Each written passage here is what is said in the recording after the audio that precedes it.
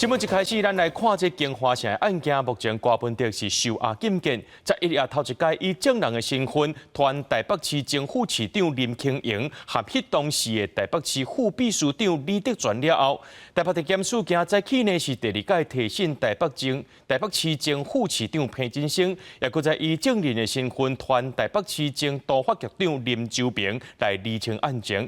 这林周平伫下晡4点外结束庭审，离开时阵是无加做回应。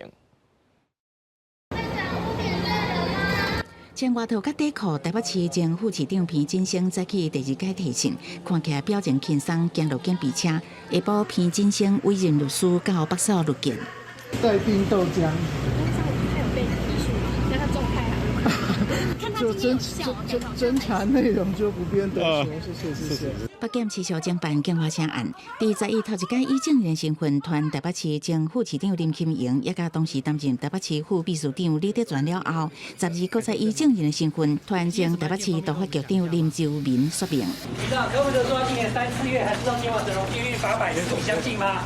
好，那都是我们市府的好同事，那而且我也觉得他们不管走到哪里都发光发热。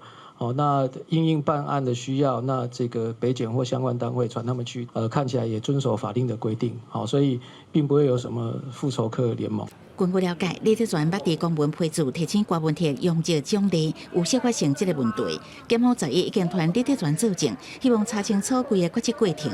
北检对媒体伫报道查扣挂价银行保险金的代志，敢若表示无要评论，无法度证实。新建经委任律师欧元良早起嘛伫北所，郭文迪的委任律师萧义宏下晡嘛到北所入境。今天情况大概是怎么样？有没有讲到什么样的情况？除了金华城案，北检嘛持续追查郭文迪政治现金申报案，搁再约谈承办会计师段木前到案说明。